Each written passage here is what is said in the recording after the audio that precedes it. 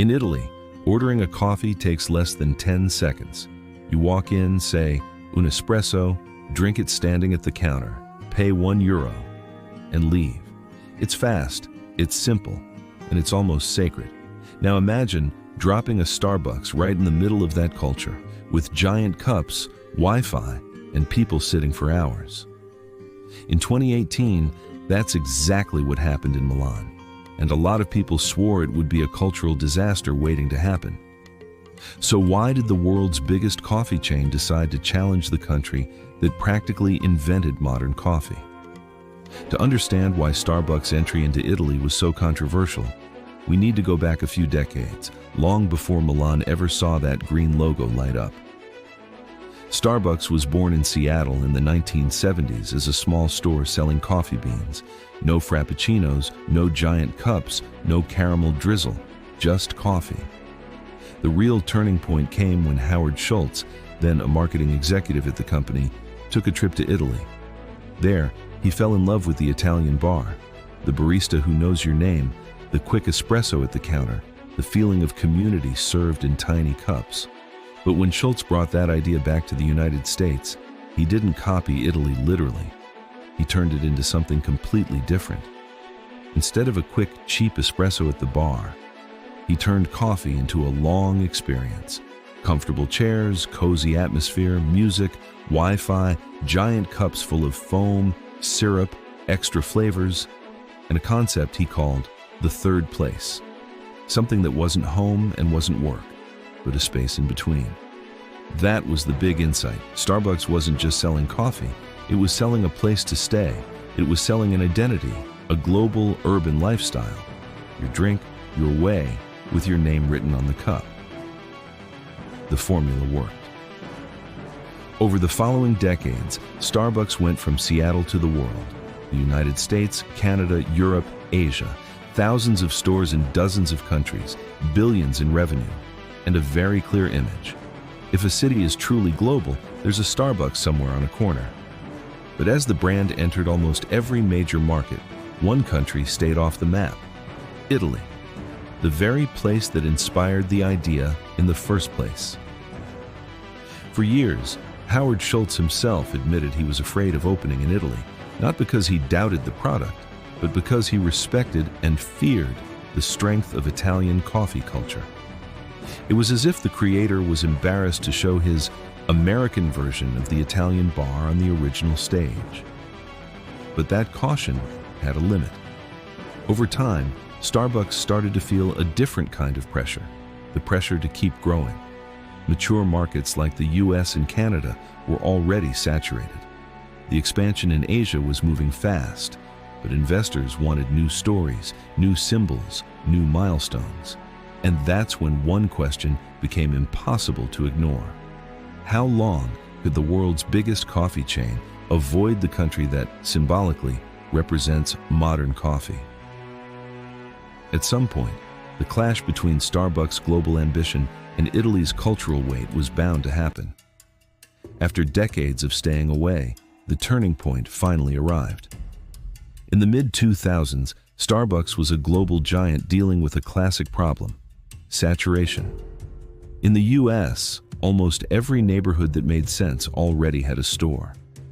In several markets, there wasn't much space left to grow aggressively. At the same time, the company needed to keep telling a story of expansion and momentum, and in that story, Italy wasn't just another market, it was a trophy. If the brand that was inspired by Italian coffee bars could finally enter Italy, that would be powerful, both symbolically and financially. So Starbucks made the decision. It would finally open its first Italian store in Milan. But it wouldn't be just any store. Instead of a simple corner shop selling lattes to go, Starbucks chose something much more ambitious: a reserve roastery, a huge, theatrical space, almost like a cathedral of coffee. The idea was clear. If Italy is the most sensitive stage for Starbucks, the debut has to be spectacular. No plastic feel, no shopping mall vibe. In Milan, Starbucks went all in on marble, wood, visible roasting equipment, coffee being roasted on site, and a menu designed to look more artisanal, more premium, more crafted. But outside those doors, the reaction wasn't so carefully controlled. Even before the grand opening, Italian newspapers, commentators, and ordinary people on social media were already asking, why do we need Starbucks if we already have coffee? For many, the brand's arrival felt like an American invasion into a protected cultural territory, a symbol of globalization walking into one of the country's most intimate rituals. At the same time, curiosity was real. Young Milanese, tourists, and people used to traveling to London or New York knew exactly what Starbucks was. They wanted to see how this Italian version of Starbucks would look. The opening day brought lines, selfies, and heavy media coverage. At first glance, it looked like a success. But behind the excitement, there was a quiet tension. Starbucks needed to prove two things at the same time: that it respected Italy's coffee culture and that it still had something new to offer. That balance is tricky. If it felt too American, it would sound like an insult to the traditional Italian espresso. If it felt too Italian, it would stop feeling like Starbucks. To avoid a direct cultural collision, the company chose a strategy of adaptation. Instead of flooding Milan with dozens of small stores, it started with a single iconic flagship, almost like a showroom for the brand. Instead of focusing on takeaway cups, it bet on specialty drinks, different brewing methods, and an environment that mixed Italian design with American spectacle. Even so, one question remained. Was this a place where an average Italian would come back every day for their usual coffee, or just a tourist attraction with great branding? When the launch hype faded, the everyday reality looked very different. The first Starbucks in Milan became a meeting point, a photo backdrop, a place to visit at least once. But that didn't mean it had become the everyday bar for normal Italians. People's behavior made that clear. While many Italians kept drinking their €1 espresso at their usual bar, Starbucks in Milan became more of a destination for special moments, a meetup, a walk around the city, a different experience. It didn't replace the corner bar. It became a kind of premium attraction. And that's where the gap between global expectations and local reality shows up. To the global audience, Starbucks means everyday coffee. In Italy, it started out as the opposite, an exception, something you visit, not something you live in. There were also practical issues. A coffee at Starbucks costs several times more than at a traditional Italian bar. In the US or UK, that price difference can be justified as part of the experience. In Italy, where coffee has always been cheap and fast, many people simply didn't see the point of paying more to spend more time drinking the same drink, with more foam and less familiarity. The result? Expansion in Italy was slow and cautious, no sudden explosion of stores in every neighborhood. Starbucks opened new locations in strategic spots, big cities, transportation hubs, tourist zones, areas with a more international crowd.